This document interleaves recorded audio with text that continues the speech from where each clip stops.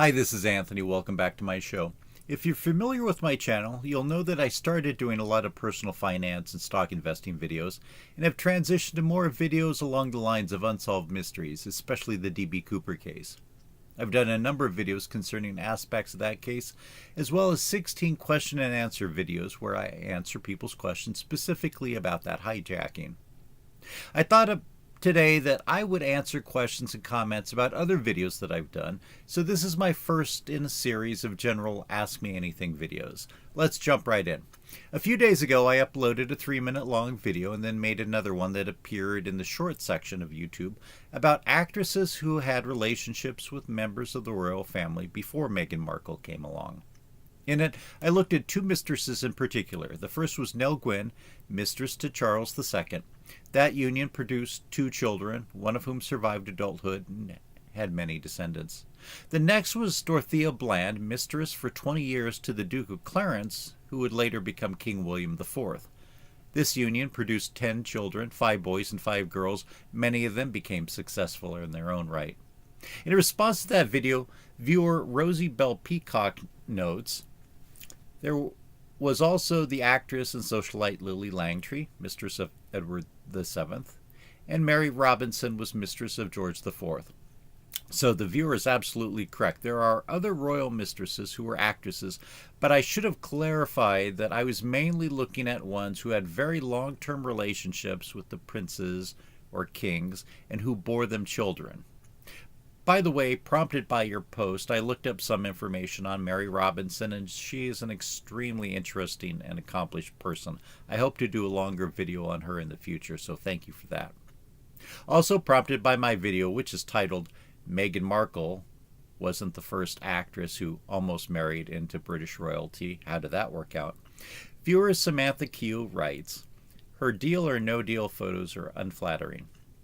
Oh, Samantha, I think that we have to agree to disagree here. Is Meghan Markle the worst actor in the world? No. Would she likely ever win the Oscar for Best Actress? Probably not. Is she a narcissist? Probably, by any definition. Is she a great intellectual? Probably not. Does she have a toxic persona? Likely, but I think by many social standards she's an attractive woman, and I think that the photos of her with the suitcases, even though they're a little cheesy, still show a very attractive woman. Anyway, I think that we may have to disagree on that, but I do appreciate you taking the time to write.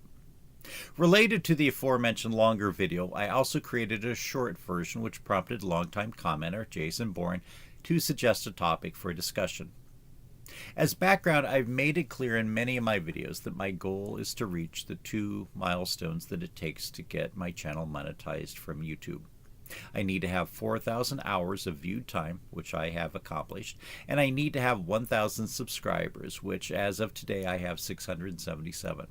So I have a little way to go on that, but for instance, my short videos about royal mistresses have gained me 12 or 13 new subscribers in the last couple days, and I know that I could make more controversial videos that might get more views and subscribers, but I don't want to make videos solely for the sake of getting subscribers who are then going to unsubscribe soon after because I'm not continuing to make the type of material that they want to see. As far as discussions concerning religion, that's one of those things like politics that perhaps shouldn't be discussed in polite company. Now, I agree that it is an interesting topic and one that people, at least on a personal level, should contemplate.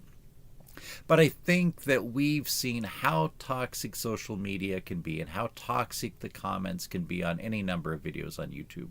If you look at the comment section on my videos, on occasion people can get a bit testy, especially if I don't agree with them that Richard Floyd McCoy was D.B. Cooper. But for the most part, I think that people are sincere in their comments, arguing for or against something that I've stated. But people have been arguing and often killing each other over the past 2,000 years about whether a Judeo-Christian God exists or whether Jesus is the Messiah or in what manner he should be worshipped. Countless books have been written on the subject, and I'm sure there are tens of thousands of hours of videos by prominent people on both sides of the topic that can be found on YouTube. I don't think that I would have much to add to the topic that would move the dial. Maybe I would change one or two people's minds, but in the process I would probably alienate friends or family members or viewers, and so I think it's best to steer clear on that subject at this time. And while I wouldn't rule out doing videos that have more of a political slant, again, that's kind of a toxic cesspool both domestically and internationally. Just for background, I do have an undergraduate and a graduate degree in political science where I focused on economic reform and politics in former communist countries. I was able to study for a year in Hungary, and after grad school I worked on 2 occasions in Russia. I find that history and politics of those and other countries very interesting, but I don't really have that much to say that other people haven't already said plenty of times in the media about various situations going on, and I don't really want to antagonize governments and cyber criminals in any authoritarian country who would then target me or try to disrupt my channel. So I am going to steer clear of things like that at this time. But I do appreciate all your suggestions, and as you know, I appreciate your comments on my other videos that you've made. You always make well-reasoned and well-thought-out ones. Here's one from Scott, another longtime viewer of my Unsolved Mystery videos. He references the Somerton Man, which is a very interesting and instructive case from Australia. I use it to point out that this man who died on a beach in the late 1940s in Australia was very mysterious. He had no identification, all kinds of clues eventually cropped up, a possible code, a possible connection to a Soviet espionage ring, a nurse who denied knowing the man but acted like she had some connection to him, and that nurse supposedly knowing Russian for some unknown reason. Many, many strange clues, but in the end it turned out that he was just a lonely divorced man who probably gave up on life and took his own life on the beach. And we know that because they had the body and they were able to do DNA testing and connected him to some distant relatives. But until that identification was made, which was last year, all these other clues pointed to potentially some mysterious origin of the man. And I argue that in many of these cases, especially the D.B. Cooper case, there are all kinds of clues which actually may be diverting people from what the truth is. But we don't know which ones are red herrings and which ones are legitimate clues helping us to get closer to the truth. Anyway, the commenter mentions Charles C. Morgan. I had heard of the case of Morgan long ago, and I watched a video today about it. There seems to be a number of them. It's a very interesting, bizarre case. I encourage people to search YouTube or the rest of the internet using that name and getting acquainted with the case if you like true crime and unsolved mysteries. And lastly, today I think that I'll look at one comment about Jack the Ripper, another extremely interesting case with a lot of credible candidates, but one very recent one by the name of Charles Allen Lechmere seems to fit the bill, and no one seems to be able to exclude him from being in the area on the days and times that the 5 canonical murders took place. It's also surmised that he was responsible for the Thames Torso murders.